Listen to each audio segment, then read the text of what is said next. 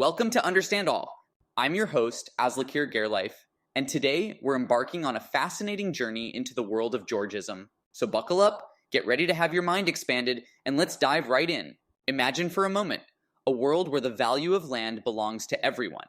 A world where the fruits of your labor are yours to keep, but the natural resources that sustain us all are shared. This, my friends, is the essence of Georgism. At its core, Georgism is about two key principles: land value taxation and the common ownership of natural resources. Now, I know what you might be thinking. Taxation? That sounds about as exciting as watching paint dry. But trust me, the implications of these ideas are revolutionary. Let's start with land value taxation. The idea is simple.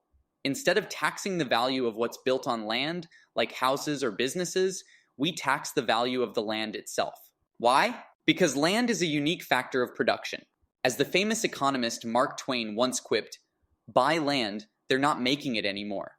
Land is finite, and its value is largely determined by factors outside of individual control, like location and natural resources. In fact, a study by the Lincoln Institute of Land Policy found that land value taxation can lead to more efficient land use and reduce urban sprawl. It's like giving a financial incentive to build that dream home or start that business, instead of just sitting on a plot of land waiting for its value to rise. But here's where things get really interesting. Georgism isn't just about efficiency, it's about equity. The idea of common ownership of natural resources means that the wealth generated from land should benefit everyone, not just a lucky few. Think about it. Did anyone really earn the value of oil reserves or mineral deposits? These are gifts of nature, and Georgists argue that their value should be shared among all members of society. This isn't just theoretical. It's been put into practice. In Alaska, the Permanent Fund distributes a portion of the state's oil revenue to every resident as a yearly dividend. In 2020, that dividend was $990 per person, according to the Alaska Department of Revenue. Imagine that. A check in the mail every year, just for being a member of the community. But Georgism isn't just about redistributing wealth. It's about creating a more just and sustainable economic system. By taxing land value, we encourage productive use of land and discourage speculation. We create a level playing field where the benefits of economic growth are shared more broadly. And the benefits aren't just economic. A study by the American Public Health Association found that land value taxation can improve public health by promoting the development of walkable, mixed-use neighborhoods. It's almost like Georgism is the secret sauce for creating thriving, equitable communities. Now, I know what you're thinking. This all sounds great in theory, but how would it actually work? And that's a fair question. Implementing a Georgist system would require a significant shift in how we think about property and taxation. There are challenges to overcome, like accurately assessing land value and navigating the political obstacles to such a big change. But Georgists argue that the benefits are worth the effort. And there are real-world examples to learn from, like the land value tax systems in place in Denmark and Estonia. In Pennsylvania, several cities have implemented a split-rate property tax, taxing land at a higher rate than buildings.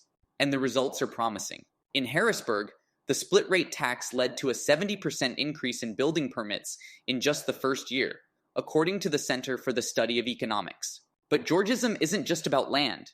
It's a way of thinking about our shared resources and our responsibilities to each other. In the digital age, some Georgists are exploring how these principles could apply to things like intellectual property or even data. The economist Glenn Whale has proposed a concept called data dignity, where individuals would be compensated for the use of their personal data.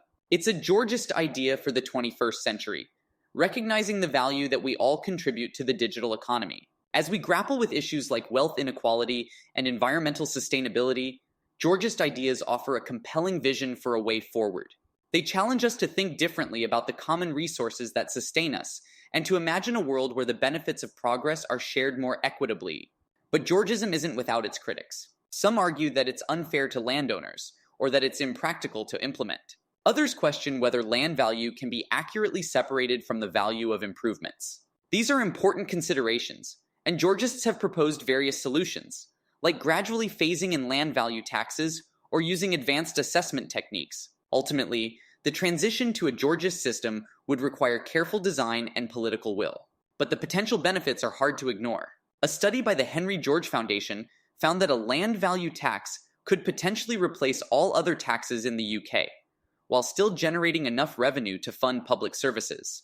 And the idea is gaining traction. A Pew Research Center survey found that 60% of Americans support the idea of taxing land value to fund public services. It seems that more and more people are recognizing the potential of Georgist ideas. So where do we go from here?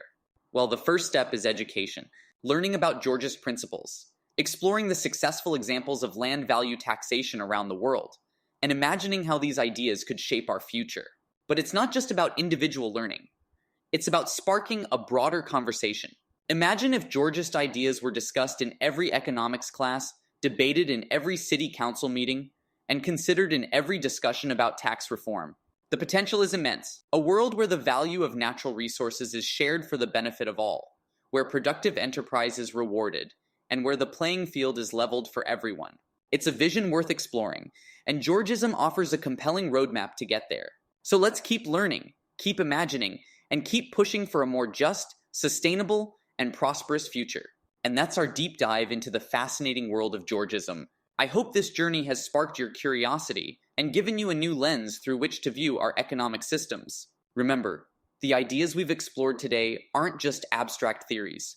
They're living, breathing possibilities for our shared future. So keep an open mind, keep asking questions, and keep seeking out new perspectives. Who knows? Maybe you'll be the one to help bring Georgist ideas into the mainstream, to champion a new way of thinking about our common resources and our responsibilities to each other. The journey doesn't end here. In fact, it's just beginning. So stay curious, stay engaged, and stay tuned for more explorations into the frontiers of economic thought. Until next time, this is Aslekeir Gairleif, signing off from Understand All. Keep learning, keep growing, and keep imagining a better world. It's within our reach, if we have the courage to grasp it.